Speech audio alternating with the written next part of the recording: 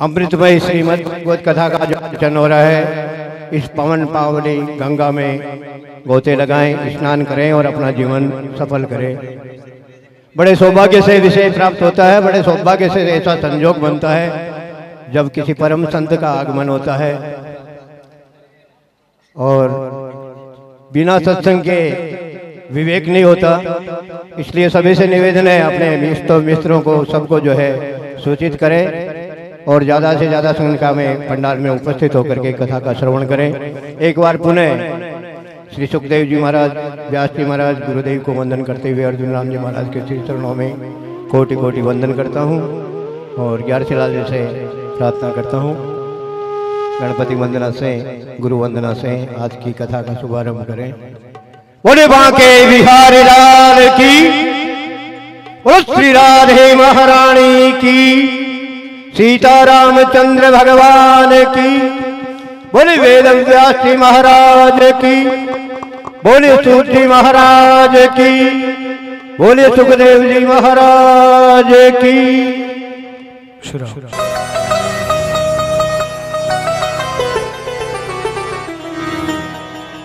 जय हनुमान ज्ञान गुण सागर, जय कपीस तिहुँ लोक उजागर। राम दूत अतुलित बल धामा, अंजनी पुत्र पवन सुत नामा।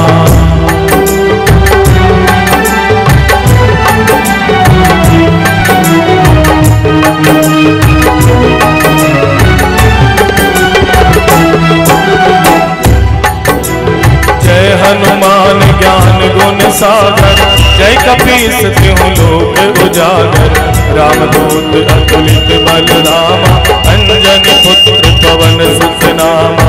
महावीर विक्रम बजरंगी, कुमति निवार सुमति के संगी। कंचन वरण विराज सुवेशा, कानन कुंडल कुंचित केसा। हाथ वज्र और ध्वजा विराजे, कांधे मूज जनेऊ साजे। शंकर सुवन केसरी नंदन, तेज प्रताप महाजगवंदन। विद्यावान गुणी अति चातुर, राम काज करिबे को आतुर। प्रभु चरित्र सुनिबे को रसिया, राम लखन सीता मन बसिया। सूक्ष्म रूप धरि सियहि दिखावा, सूक्ष्म रूप धरि सियहि दिखावा। विकट रूप धरि लंक जरावा, भीम रूप धरि असुर संहारे। रामचंद्र के राज सवारे।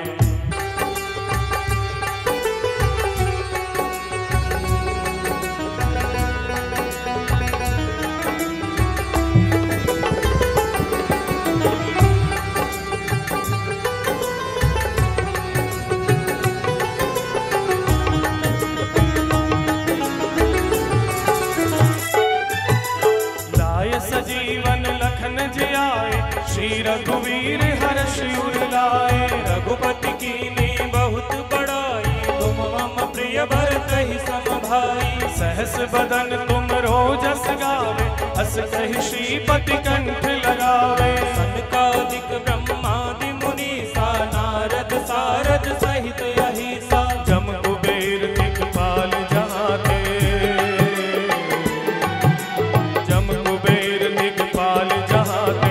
कभी कोविद कही सके कहाँ थे, तुम उपकार सुग्रीव कीना। राम मिलाय राजपद दीना, तुमरो मंत्र विभीषण माना। लंकेश्वर भय सब जग जाना। जुग सहस्त्र जो जन पर भानु, लील्यो ताहि मधुर फल जानो। प्रभु मुद्रिका मेलि मुख माहि, जलधि लांघि गए अचरज नाहि। दुर्गम काज जगत के जेते, सुगम अनुग्रह तुम रे देते। राम दुआरे तुम रखवारे, होत न आज्ञा बिनु पैसारे। सब सुख लहे तुम्हारी शरणा, तुम रक्षक काहू को डरना।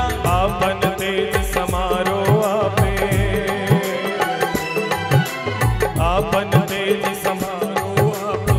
तीनों लोक हांकते कापे, भूत पिशाच निकट नहीं आवे। महावीर जब नाम सुनावे, नासे रोग हरे सब पीरा। जपत निरंतर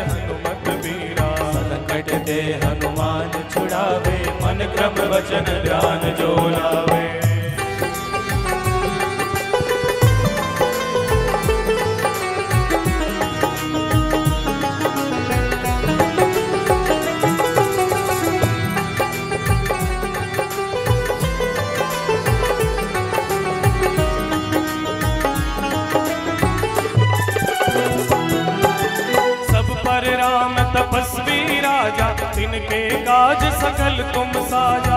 और मनोरथ जो कोई लावे सोई अमित जीवन फल पावे। चारों जुग परताप तुम्हारा है प्रसिद्ध जगत उजियारा। साधु संत के तुम रखवारे असुर निकंदन राम दुलारे। अष्ट सिद्धि नौ निधि के दाता असबर दीन जानकी माता। राम रसायन तुमरे पासा सदा रहो रघुपति के दासा। तुमरे भजन राम को पावे,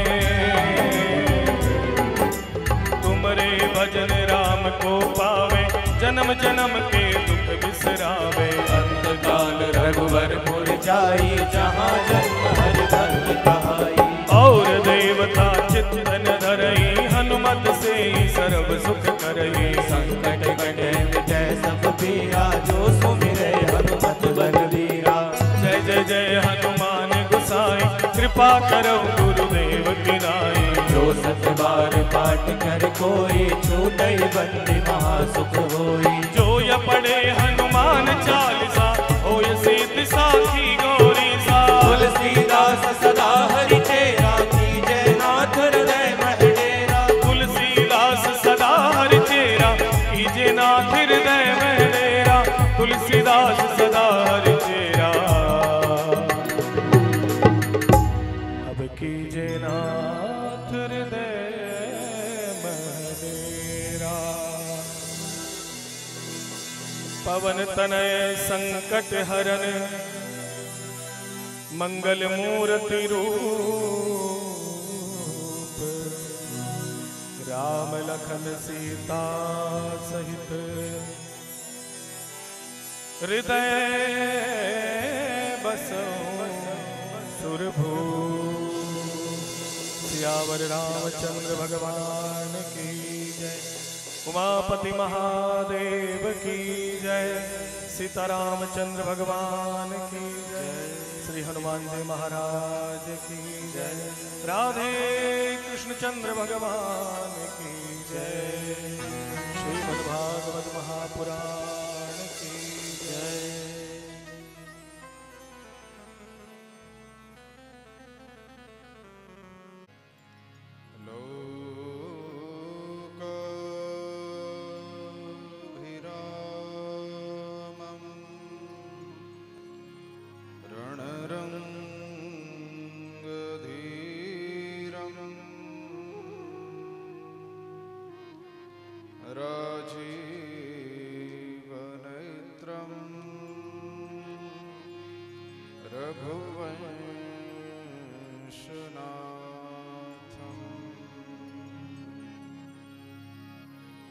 कारुण्यरूपं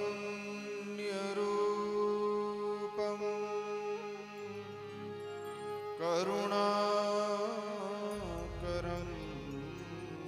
तं श्रीरामचन्द्रं शरणं प्रपद्ये। वंशी विभूषितकरान्नवनीर्दाभात् पीताम्बरादरुणबिम्बफलाधिरुष्ठात् पूर्णेन्दुसुन्दरमुखादरविन्दनैत्रात् कृष्णात् परं किमपि तत्त्वमहं न जाने। अतुलितबलधामं हेमशैलाभदेहं दनुजवनकृशानं ज्ञानिनामग्रगण्यम् सकलगुणनिधानं वानराणामधीशं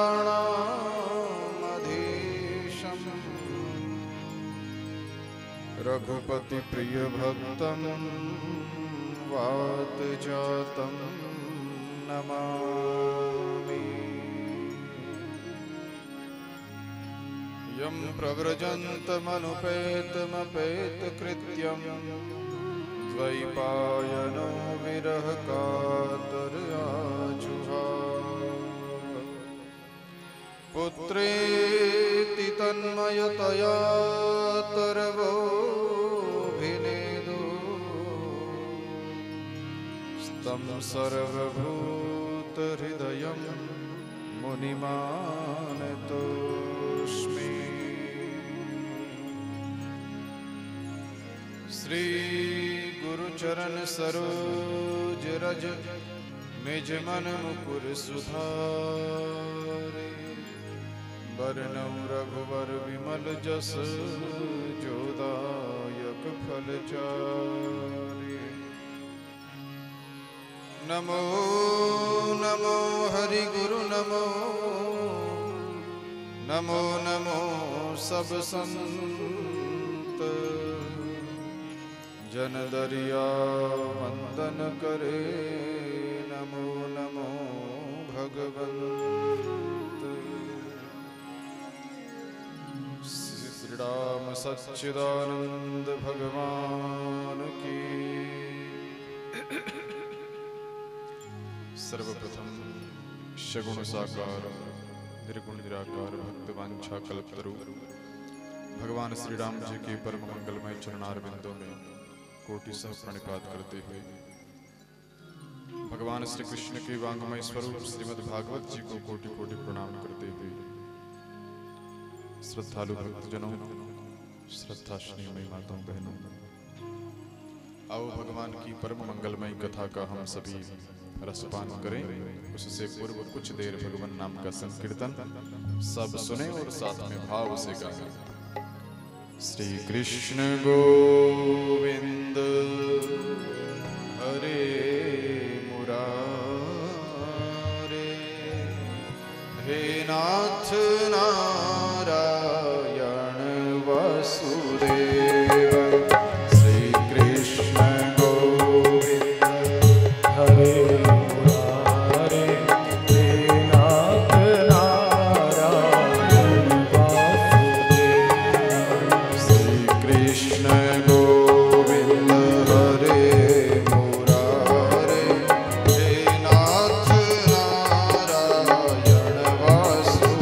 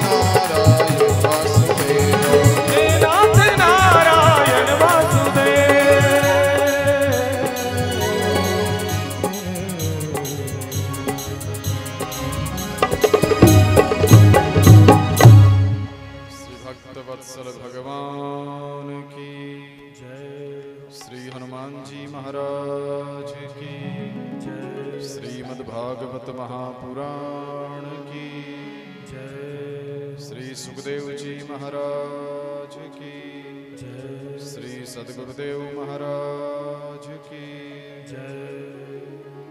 बोलो राम। जय श्री कृष्ण। भगवान श्री हरि की कृपा से एक बार पुनः धर्मनगरी सुमेरपुर में भगवान की कथा कहने के निमित्त मुझे यहाँ आने का सौभाग्य प्राप्त हुआ। पिछले वर्ष इन्हीं दिनों में शीतला चौक में आदरणीय दिनेश जी अग्रवाल और इनके परिवार के द्वारा आयोजित श्री राम कथा में प्रथम बार आपके शहर सुमेरपुर में आने का सौभाग्य प्राप्त हुआ और आप सबकी श्रद्धा, आप सबका स्नेह, आप सबकी भक्ति,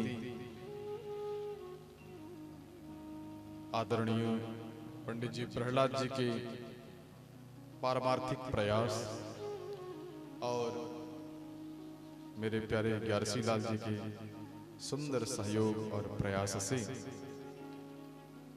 इनकी पूरी टीम, बबलू भैया और सब भाई संजू सब लगे हैं और आप सबके हृदय में एक बार फिर प्रेरणा करी। ये विंटर वेकेशन, सर्दी की छुट्टियां हैं, बाल बच्चों को स्कूल भेजने की कोई जल्दी नहीं, न उनको पुनः लाने की जल्दी है। सब अपने अपने घरों में थोड़े फ्री बैठे हैं और समय का सबसे श्रेष्ठ उपयोग क्या हो सकता है। देखो, धनुर्बल मास है, इसमें शादी ब्याह तो होने नहीं, महीने भर की छुट्टी है। यारसीलाल जी ने भी पंचांग ड्रॉवर में कहीं रख दिया होगा कि महीने भर काम नहीं पड़ना है और किसी के मकान का मुहूर्त नहीं, वो भी मकर संक्रांति बाद ही होना है। भक्तों के हृदय में तो यही प्रेरणा उठती है कि जब समय ही समय है, परमात्मा ने सब ओर से सब तरफ से हमको अनुकूलता प्रदान करी, क्यों न इस समय को हम प्रभु श्री कृष्ण के चरणों में समर्पित करें, अपने मन में उनकी भक्ति को प्रकट करने का, उसको यहाँ पधारने का अवसर प्रदान करें। और वह संभव है भगवान की कथा के माध्यम से, क्योंकि हमारे मनी राम का स्वभाव है, ये जिसके बारे में सुनता है उसी के बारे में सोचता है। अंदर बैठा मन जिसकी चर्चा सुनता है उसके बारे में चिंतन करता है। तो जब हम भगवान की चर्चा श्रवण करेंगे, भगवान की कथा सुनेंगे, तो अवश्य ही हमारा मन भगवत चिंतन में लगेगा, भगवान का स्मरण करेगा।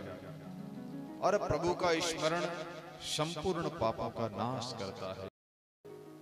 जन्म जन्मांतर के जितने पाप हम लोगों के साथ लगे हैं उन सब का शमन करता है, नाश करता है भगवान का स्मरण।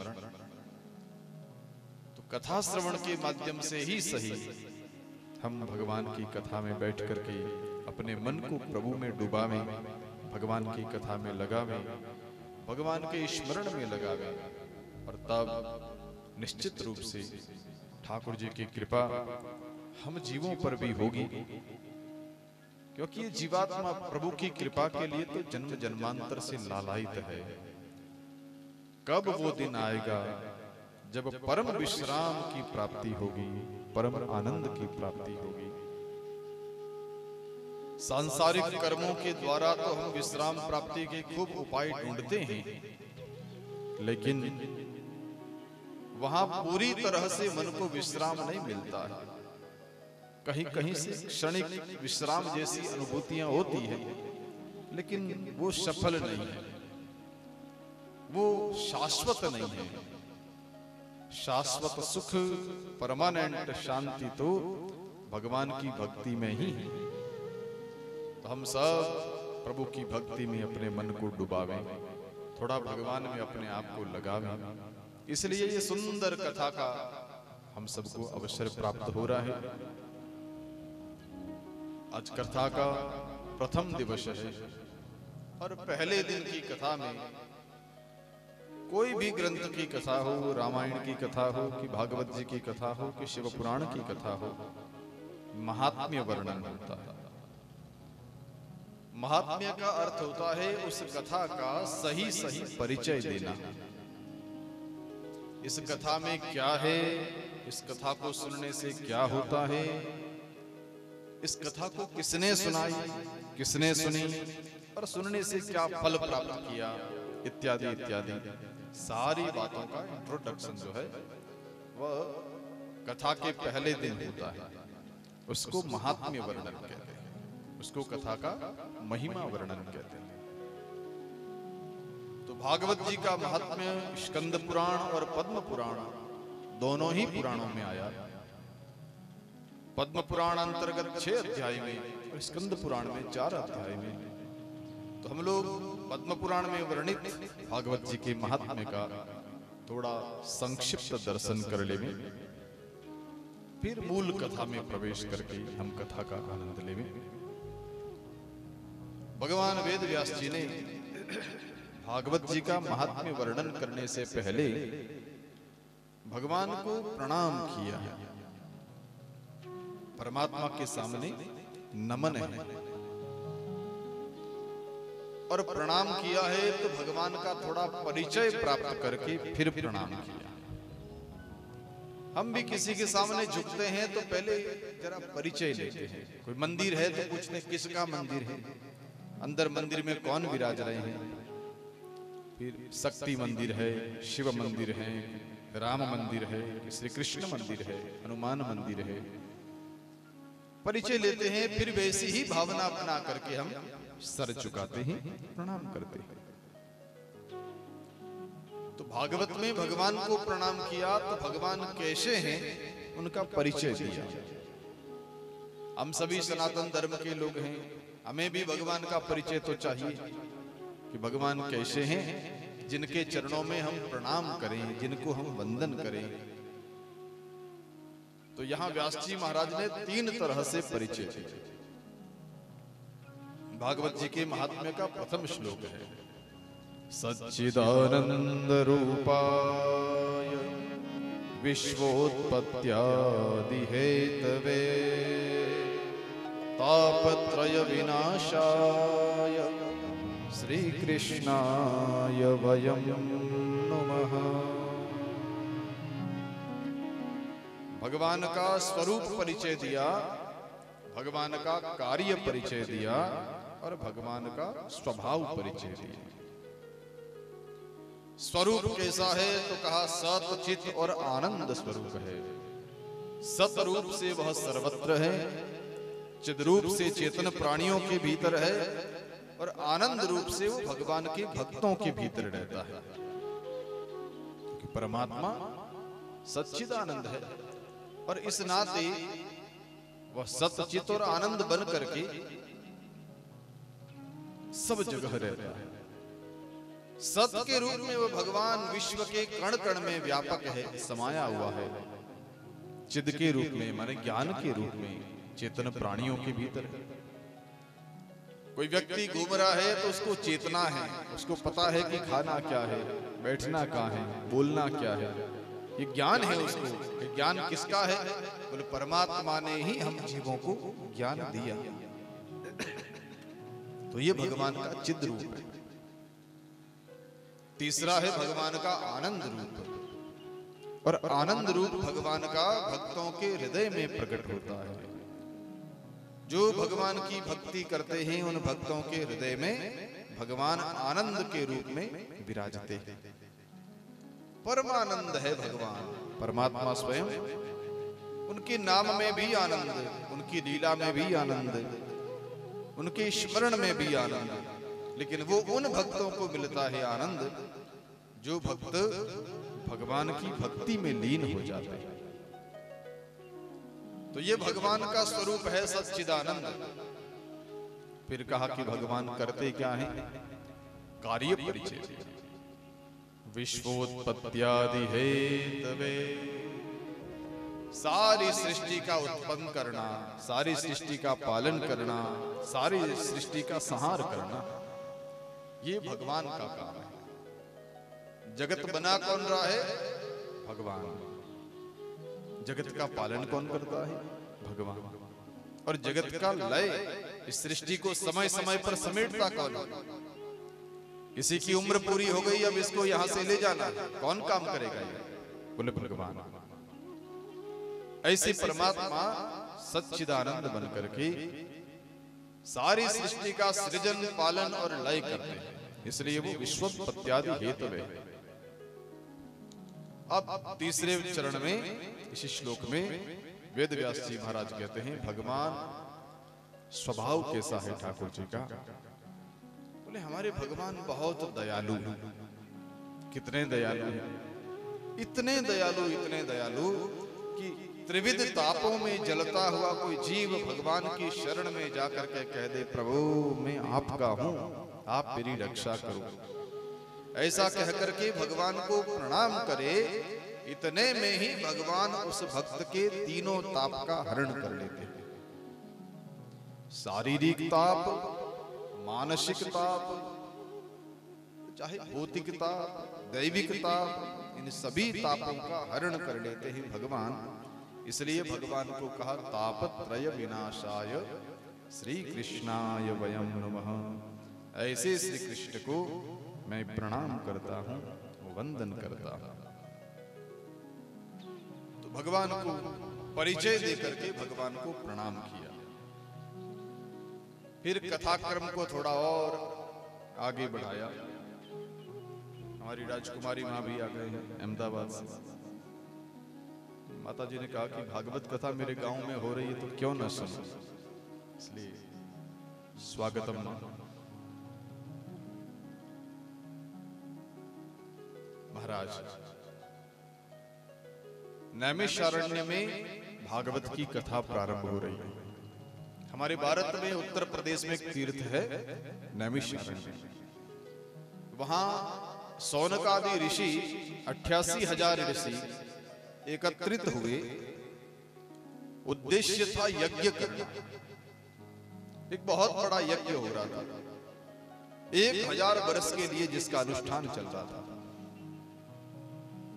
इतना बड़ा यज्ञ हो रहा है, अनेक हजारों ऋषि हैं, कितने उनके शिष्यगण हैं, कितने सेवक हैं, कितने सेवादार कार्यकर्ता हैं, और इतने लोग नैमिषारण्य में 1000 वर्ष के लिए बैठे।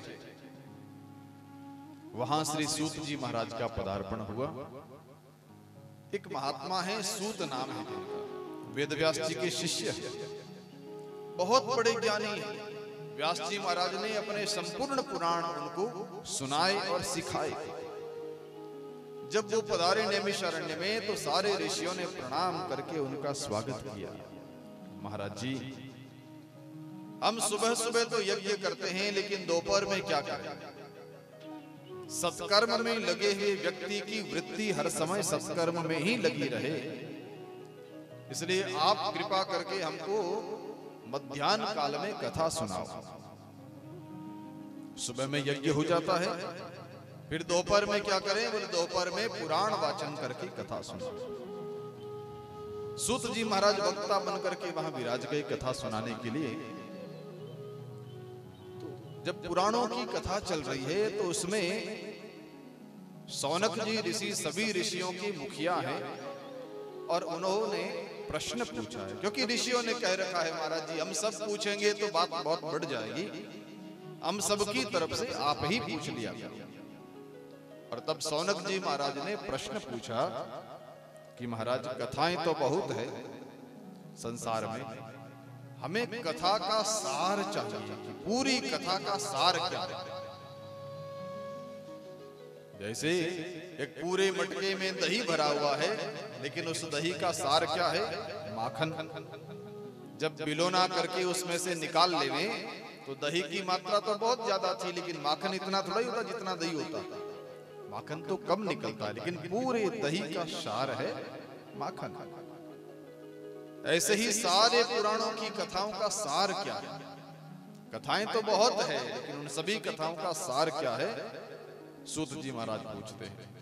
अज्ञान ध्वांत विध्वंस कोटि सूर्य समप्रभः सूताख्या हि कथा सारम मम कर्ण रसायनम। महाराज जी, मेरे कानों के अमृत के लिए आप मीठी मीठी कथा सुनाइए। मम कर्ण रसायनम, ऐसी कथा सुनाओ जो मेरे कानों के लिए अमृत तुल्य हो। महाराज, संसार में किसी व्यक्ति को चिंतामणि मिल जाए या कल्प वृक्ष मिल जाए, उसको तो धरती के और स्वर्ग के सुख प्राप्त हो सकते हैं, लेकिन किसी व्यक्ति को आप जैसे सदगुरु मिल जाए, आप जैसा गुरु मिल जाए, तो उस जीव को तो वैकुंठ का सुख भी प्राप्त हो जाता है, भगवान की धाम भी प्राप्त हो जाता है। चिंतामणिर्लोक सुखम सुरद्रु स्वर्ग संपदम प्रयच्छति गुरु प्रीतो वैकुंठम योगी दुर्लभम। योगी दुर्लभ वैकुंठ उस जीव को प्राप्त हो जाता है जिस पर गुरु प्रसन्न हो जाते हैं। महाराज जी, मेरा मन में प्रश्न यह है, मैं यह जानना चाहता हूं, भगवान के प्यारे भक्त लोग ज्ञान वैराग्य की प्राप्ति के लिए, भक्ति की प्राप्ति के लिए, माया के बंधनों से छूटने के लिए क्या उपाय करते हैं? क्योंकि संसार में बंधन ऐसा है जो हमको दिखता नहीं है, लेकिन लगा हुआ है। जीव अनेकों जगह बंधा हुआ है। हमारे गोस्वामी जी कहते हैं, जननी जनक बंधु सुतदारा तन धन भवन सुहृद परिवार सबके ममता ताग बटोरी मम पद मन ही बांध बरिडो। इन 10 जगहों पर हमारी ममता की डोरी बंधी हुई है। इसका मतलब हम बंधन में हैं, मुक्त नहीं हैं। राम जी कहते हैं, ये ममता की डोरी खोल करके मेरे चरणों में बांध दे। तो ये महात्मा लोग पूछ रहे हैं कि ये संसार में अलग अलग जगह हमारी ममता की आसक्ति की डोरी बंधी है, हम लोग बंधे हुए हैं, मुक्त होने का उपाय क्या है? क्या कोई ऐसा साधन है कि हम मुक्त हो जाएं, माया के बंधनों से छूट जाएं, हमको भी भगवान की भक्ति मिल जाए, हम भी ज्ञान और वैराग्य से परिपूर्ण हो जाएं, भगवान का ज्ञान हो जाए और जो नश्वर संसार है उससे हमको वैराग्य हो जाए? ऐसा कुछ उपाय है?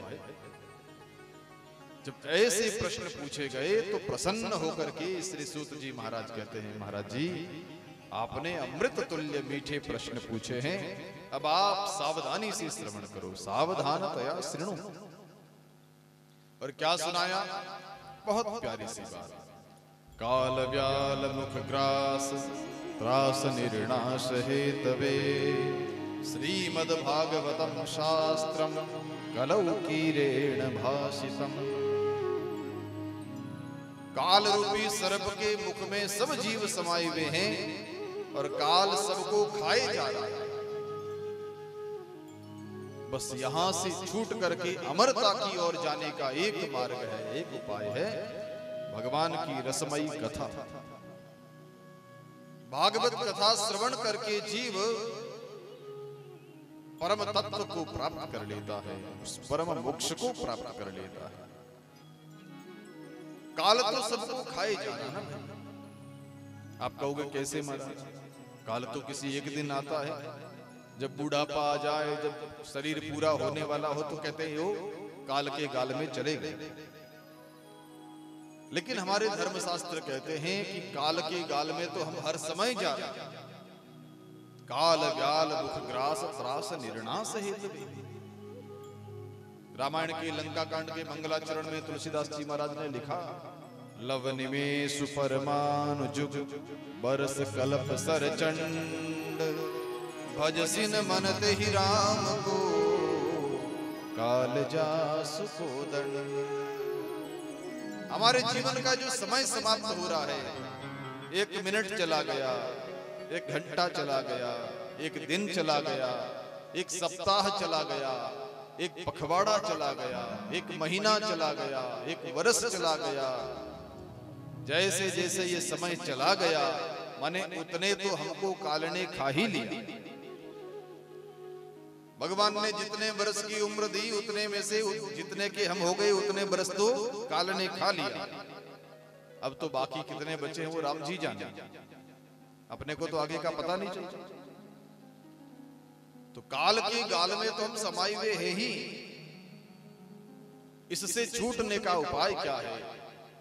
कहा कि ये एक ऐसा तत्व है जिसको जान लेने के बाद जीव काल के गाल में फिर से नहीं आता है, मुक्त हो जाता है। श्रीमद् भागवतम शास्त्रम कलौ कीरेण भाषितम। श्रीमद् भागवत शास्त्र ऐसा है, इसको श्रवण करने से, कहते सुखदेव जी महाराज ने परीक्षित को ये कथा सुनाई थी और 7 ही दिन में कथा श्रवण करवा करके पुनरपि जननम पुनरपि मरणम पुनरपि जननी जठरे सैनम, बार बार जन्मने मरने के चक्कर से मुक्त कर दिया। ऐसी कथा महाराज। सूत जी महाराज कहते हैं, जब मेरे गुरुदेव श्री सुखदेव जी महाराज राजा परीक्षित को भागवत की कथा सुनाने लगे, उसी समय मैंने एक आश्चर्य देखा कि देवता अपने हाथ में अमृत का कलश लेकर के वहीं पर आ गए जहां परीक्षित राजा बैठे थे कथा सुनने के लिए। सुधा कुंभम गृहीत्वैव देवास्तत्र समागमन। देवता वहां आ गए और आकर के कहने लगे, सुखदेव जी महाराज ये भागवत की कथा मुझे सुना दो और ये स्वर्ग वाला अमृत आप अपने चेले परीक्षित को पिला दो। उससे क्या होगा? बोले परीक्षित को तक्षक नाग डसेगा, उनको श्राप है कि 7 दिन बाद में मृत्यु हो जाएगी। तो महाराज परीक्षित राजा को इस अमृत के पीने से, तक्षक के डसने से मृत्यु नहीं होगी, ये बच जाएगा। सुखदेव जी ने कहा कि तुम फोगट में इतनी दया क्यों कर रहे हो भाई, तुम्हें कुछ लेना है? बोले हाँ महाराज, इसके बदले हमको भी कुछ चाहिए। क्या चाहिए? कहा कि आपकी भगवान की जो कथा है ना, ये हमको पिला दो। प्रपाश्यामो वयम सर्वे श्रीमद् भागवतामृतम। ये श्रीमद् भागवत का अमृत हमको पिला दो और ये स्वर्ग वाला अमृत परीक्षित को पिला दो। भाई तुम्हारे पास अमृत है, वो दे करके ये कथा वाला अमृत क्यों लेना चाहते हो? तब देवताओं ने कहा कि महाराज हमारे वाला अमृत पीने से उम्र तो बढ़ जाती है, लेकिन अमरता प्राप्त नहीं होती, शाश्वत आनंद प्राप्त नहीं होता है, भगवान की प्राप्ति नहीं होती है। हमारा वाला अमृत जो स्वर्ग में पीता है उसके पुण्य समाप्त होते हैं, क्योंकि पुण्य के बदले अमृत मिल रहा है। लेकिन जो भगवान की कथा का अमृत पीता है उस व्यक्ति के पाप समाप्त होते हैं। कल्म शापहम, भागवत जी की कथा पाप को मिटाती है। सुखदेव जी महाराज समझ गए कि देवता लोग बड़े स्वार्थी हैं, ये सौदा करने आए, और कथा कोई खरीदने का विषय थोड़ा ही, कथा तो बांटने का विषय। और तब श्री सुखदेव जी महाराज ने देवताओं से कहा कि तुम्हारा सामान्य अमृत और यह धरती लोक का भगवान का कथा अमृत, इनकी तुलना नहीं हो सकती। कोई आदमी एक कांच का टुकड़ा देकर के किसी से मणि मांगे, महंगी अमूल्य मणि, कहे कि ये मणि मुझे दे दो और ये कांच तुम ले लो, तो ये सौदा तो कोई मूर्ख ही कर सकता है, समझदार तो नहीं करेगा।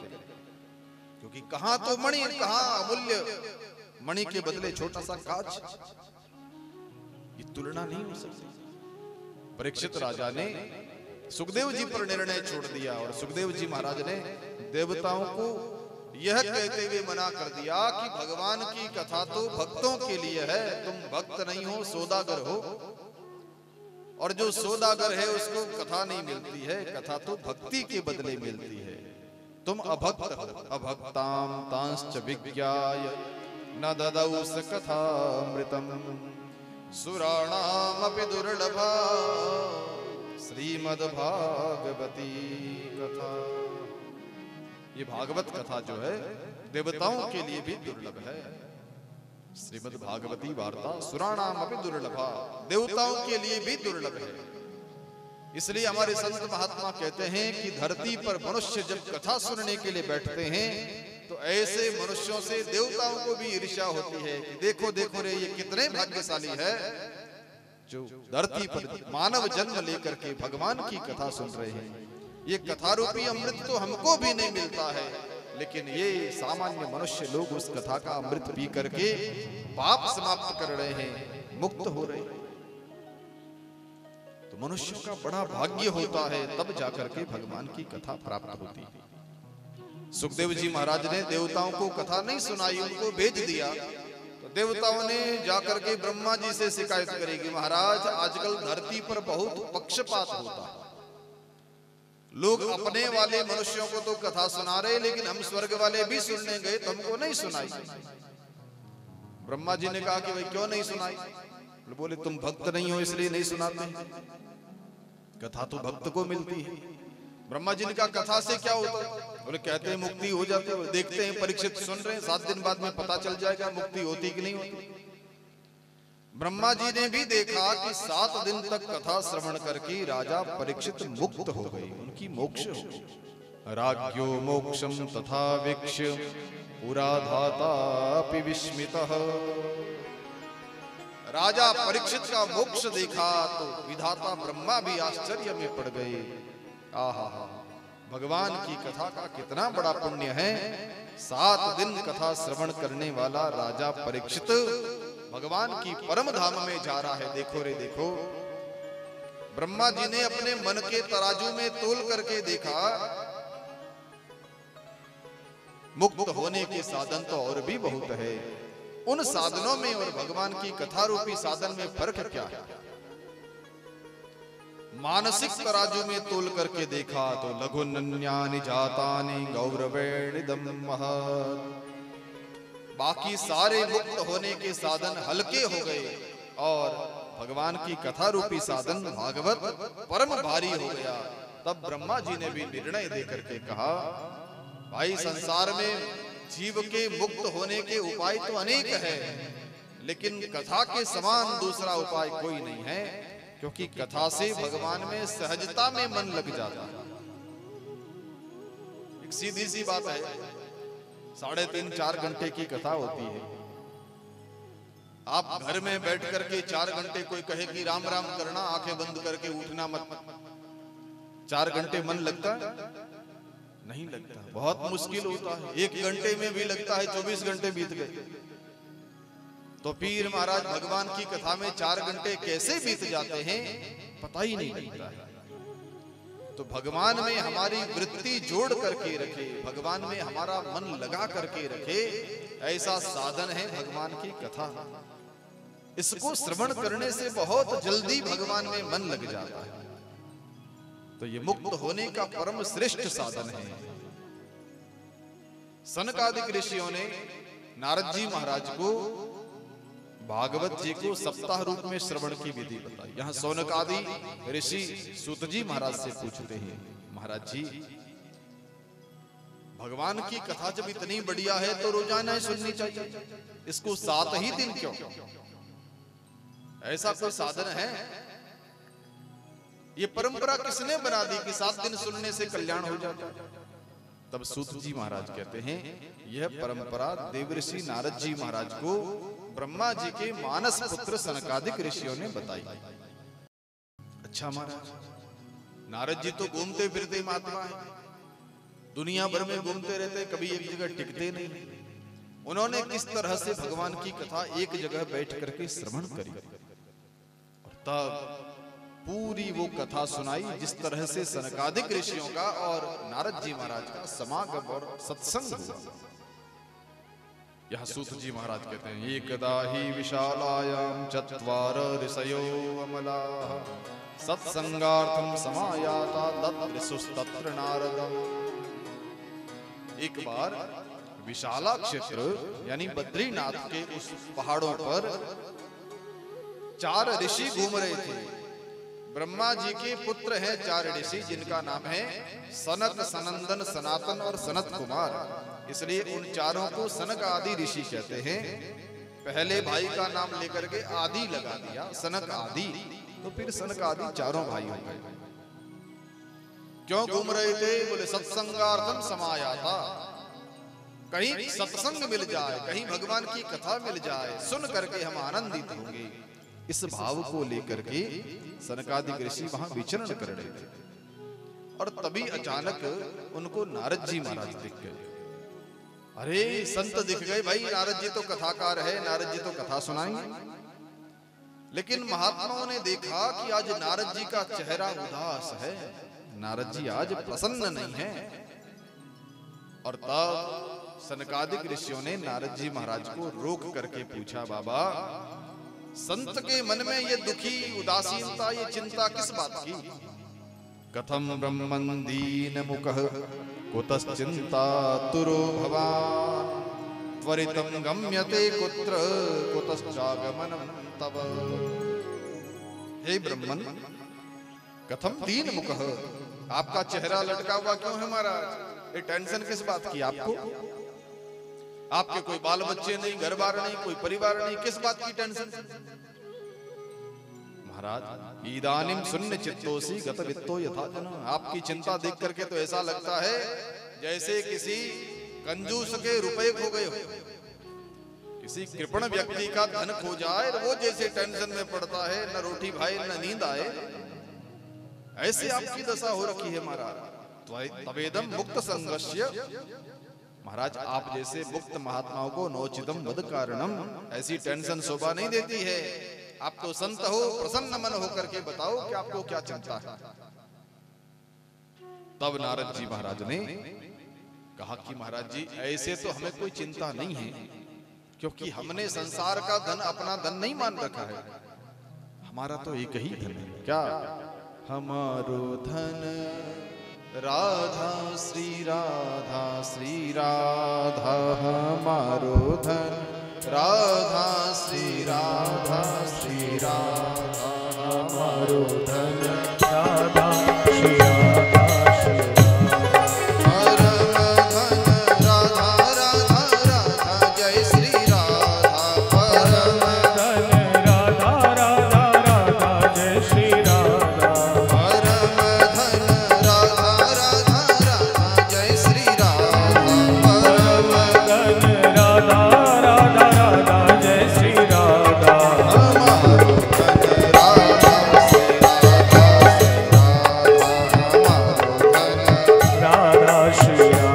श्री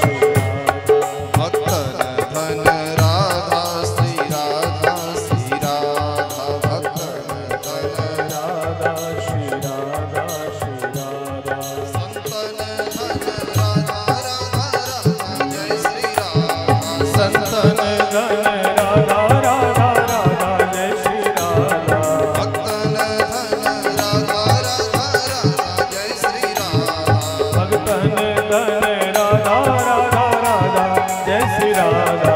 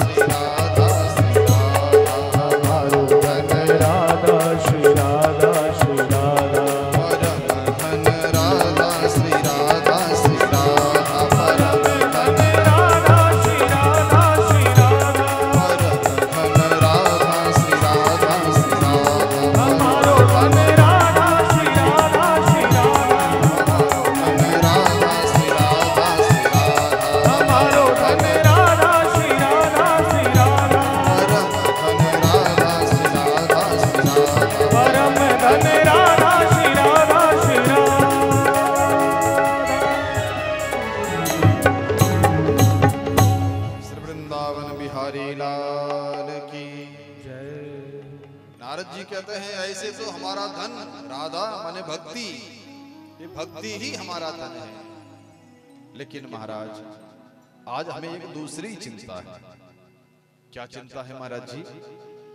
नारद जी महाराज ने एक घटना सुनाई कि महाराज मैंने सुना कि धरती बहुत भाग्यशाली है, क्योंकि भगवान के सारे अवतार धरती पर होते हैं।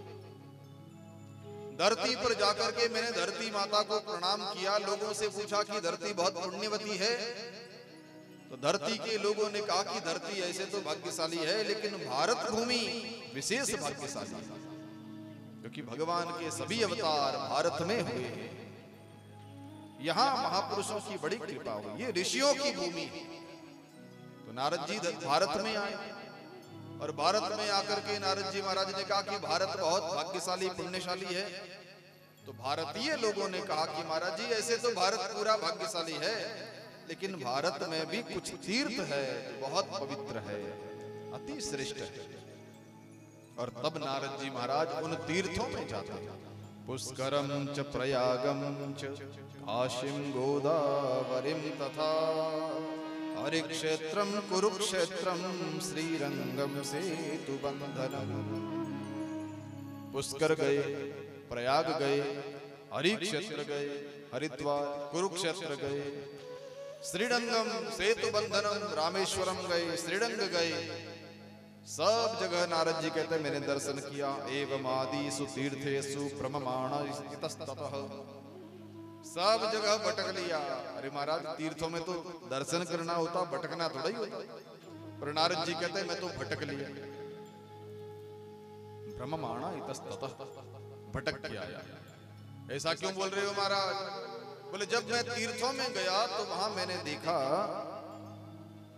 तीर्थ में पुण्य तो कम है, और वहां के निवासी लोग पाप में रत है, रात दिन पाप करते हैं। आने वाले श्रद्धालुओं की श्रद्धा को ठगने में उनको संकोच नहीं होता। आने वाले यात्री से इस तरह से मांग करके ले लेते हैं कि बेचारे के पास जाने का किराया भी है कि नहीं, निसंकोच होकर के उनको लूटने में लगे रहते हैं। मैंने देखा कि तीर्थों में अधर्मी लोगों ने वास कर लिया है, और अधर्म ने ही वहां डेरा डाल दिया है। एक जगह गया तो लगा कि इस गांव के लोग ही ऐसे होंगे, दूसरी जगह, तीसरी जगह, 10-20 जगह घूम लिया, और तब मुझे लगा कि ये लोगों का दोष नहीं है, ये दोष है कलयुग का। कलयुग ने प्रवेश कर लिया है, और ये कलिकाल अपने अधर्म रूपी मित्र के साथ सब लोगों की बुद्धि में बैठ गया है। इनको पाप के सिवा कुछ अच्छा ही नहीं लगता, सब लोग पाप में लगे हुए। नारद जी ने कहा कि तीर्थ छोड़ करके महात्माओं के आश्रमों में गया तो वहां भी देखा तपसी धनवंत दरिद्र ग्रही कलिकोतुक तातन जात कही। वहां भी संतों में भी भक्ति दिखाई नहीं दी। तब मैं गृहस्थों के घर गया और वहां देखा तरुणी प्रभुता गे शालको बुद्धिदायका कन्या विक्रयणो लोभा दंपति नाम च कलकनम। घर घर में झगड़े हो रहे हैं, बिन कारण से लोग माता पिता का अनादर कर रहे हैं। माँ बाप का आदर तभी तक है जब तक धन की तिजोरी की चाबी माँ बाप के पास में। जैसे ही माँ बाप ने चाबी पकड़ा दी, उसके बाद तो माता पिता की खटिया या तो खेत में या किसी तीर्थ में। भजन करो, बुढ़ापा है, हम लोगों को क्यों डिस्टर्ब कर रहे हो, ऐसा कह करके अनादर शुरू हो जाता है। और अगर अनादर सह करके भी माता पिता घर में रह जाए तो महाराज रोज लड़ाइयां, रोज ताने, रोज कुछ न कुछ सुनाना, ये कलयुग का प्रभाव है। नारद जी कहते हैं जब मैंने वहां भी देखा कि वार्तान कोपि गच्छति पृच्छति गेहि, कोई घर में उनसे बात तक नहीं पूछता है, ना उनकी कोई सुनता है। ऐसा अनादर जब देखा तो नारद जी कहते हैं मेरा मन उचट गया। मैंने कहा रे राम राम राम, जिस धरती को महाभाग्यशाली पुण्यमान समझता था, जिस भारत को महान धर्मार्थी समझता था, वहां तो ऐसे लोग रहते। तब नारद जी महाराज कहते हैं मेरा मन उदास हो गया, और मैं कलयुग के दोषों को देखते देखते यमुना जी के किनारे गए। कहां? वृंदावन। और नारद जी कहते हैं जब वृंदावन में गया, तब वृंदावन में मैंने एक बहुत बड़ा आश्चर्य देखा। तत्राश्चर्यम मया दृष्टम श्रूयताम तन्मुनीश्वराः एकात तरुणी तत्र निषण्णा खिन्न मानसा। वहां जाकर के मैंने एक महान आश्चर्य देखा। एक सुंदरी तरुणी स्त्री बैठी है, चारों तरफ से स्त्रियां बैठी उसकी सेवा कर रही हैं, लेकिन उस तरुणी, उस युवान स्त्री के सामने दो बूढ़े लोग सोए हैं, अचेत है, मूर्छित है, और इतनी सेवा हो रही उस महिला की जो सुंदरी है उसकी, लेकिन फिर भी वो टेंशन में है, उदास है, चेहरा लटका हुआ है। नारद जी को लगा कि भाई इतने लोग जिसकी सेवा करे उसको तो प्रसन्न रहना चाहिए, ये उदास क्यों है, मैं जाकर के पूछूं।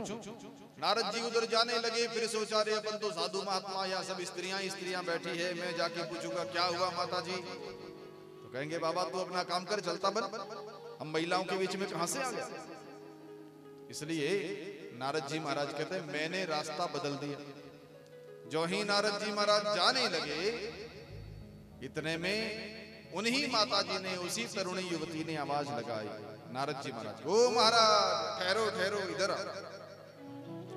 गो भो साधु क्षणम तिष्ठ मच्चिंतामपि नाशय, दर्शनम तब लोकस्य सर्वतायगहरम परम। अरे महाराज थोड़ा ठहरो, मेरी चिंता को दूर करते जाओ। आप जैसे संतों का दर्शन करने से ही पाप समाप्त होते हैं महाराज। आप तो महात्मा हैं, आप तो संत हैं, आपके दर्शनों से मुझे संतुष्टि मिलेगी, आप पधारो महाराज। और तब नारद जी उन माताओं के पास जाकर के उनका पूछते हैं, वद देवी सविस्तारम स्वस्य दुःखस्य कारणम। देवी जी अपने दुख का कारण थोड़ा विस्तार से बताओ, आप कौन हो, ये दोनों आदमी कौन है जो बूढ़े सोए तुम्हारे सामने, ये सब माताएं कौन हैं। तब उन स्त्री ने कहा कि मेरा नाम भक्ति देवी है, अहम भक्ति दीक्षाता, मेरा नाम भक्ति है। ये जितनी स्त्रियां मेरी सेवा कर रही है, ये अनेक तीर्थों की अधिष्ठात्री देवियां, गंगा यमुना सरस्वती कृष्णा कावेरी गोदावरी इत्यादि, ये सब मेरी सेवा करने के लिए आती है, सब भक्ति की सेवा में लगी है। अच्छा ये दोनों पुरुष काइमाऊ में तनयाऊ मतऊ, ये दोनों तो मेरे बेटे हैं। नारद जी कहते मेरा आश्चर्य और बढ़ गया, माता जी तो जवान, बेटे बूढ़े। माता जी ये आपके सच में बेटे? हाँ, मेरा जन्म दक्षिण भारत में हुआ था, कर्नाटक में बड़ी हुई, महाराष्ट्र में बड़ा सम्मान मिला, लेकिन जैसे जैसे उत्तर की ओर बढ़ती गई, बीच में पाखंडी लोगों ने मेरे अंग छिन्न भिन्न कर दिए। भक्ति कब पीड़ित होती है? जब भक्ति के नाम के नकली पाखंड चलने लगते हैं। नाम भक्ति का और बहाने कुछ और, जब पाप बढ़ने लगता है, पापस्य खंड इति पाखंड, जब भक्ति के नाम पर पाखंड होने लगता है तो भक्ति को पीड़ा होती है, उसके अंग टूटने लगते हैं। भक्ति माता और उनके दोनों बेटे ज्ञान और वैराग्य दोनों बूढ़े हो गए, ये तीनों ही वृद्धावस्था को प्राप्त हो गए। घूमते घूमते वृंदावन में गए, और वहां गए तो वहां वृंदावन का तीर्थ की भूमि के प्रभाव से भक्ति माता पुनः जवान हो गई, क्योंकि वृंदावन में भक्ति का बहुत आदर है। आप कभी वृंदावन गए होंगे, वहां वृंदावन में कोई रिक्शे वाला साइड भी मांगे तो हॉर्न बजाता नहीं है, वो पहले राधे राधे भक्ति को याद करता, माँ राधे को याद करता। और जब इतना राधे का स्मरण होता है तो भक्ति का बड़ा मान बढ़ता है। वृंदावन में भक्ति तो जवान हो गई, लेकिन उसके बेटे तो वहां भी मूर्छित पड़े। ज्ञान वैराग्य तो बिना होश के, न खाते पीते हैं, न कुछ देखते हैं, आंखें बंद करके पड़े हैं। भक्ति माता नारद जी से कहते हैं, महाराज मैं वृंदावन में आई तो जवान हो गई, लेकिन मेरे बेटे तो अभी तक बूढ़े हैं। वृंदावनम पुनः प्राप्य नवीनेव स्वरूपिणी, पर अगर मेरे बेटे ऐसे ही तकलीफ पाते रहे, कौन माँ ऐसी होगी जो बेटे बूढ़े होकर के बुढ़ापे में तड़पते रहे और माँ जवान बनकर के सुखी रहना चाहता। भक्ति माँ कहती है, महाराज ऐसी ही स्थिति रही तो मैं एक दिन ये धरती छोड़ करके, वृंदावन छोड़ करके और कहीं भाग जाऊंगा। इदम स्थानम परित्यज्य विदेशो गम्यते मया, मैं परदेश चली जाऊंगी। तब नारद जी ने भक्ति मां को समझाते हुए कहा कि माता जी आपको दुखी होने की जरूरत नहीं है, क्योंकि मां ये जो आपकी और आपके बेटों की दशा हुई ना, ये युग का प्रभाव है, ये कलयुग ऐसा ही है मां। तेन लुप्तः सदाचारो योग मार्गो तत्पथपांसिचः। यहाँ योग मार्ग, तपस्या, सदाचार सब युग के प्रभाव से विलुप्त हो गए। नारद जी कहते हैं माता जी अब भी तो ठीक समय चल रहा है, जब घोर कलयुग आ जाएगा तब तो मांगलिक दृश्य दिखने ही बंद हो जाएंगे। कहीं मंदिर नहीं दिखेंगे, कहीं भक्त नहीं दिखेंगे, कहीं गायें नहीं दिखेगी, कहीं ब्राह्मण नहीं दिखेंगे, कहीं कोई कंठी माला तिलक पहना हुआ नहीं दिखाई देगा आपको। वर्षे वर्षे क्रमात् जाता मंगलम नापि दृश्यते।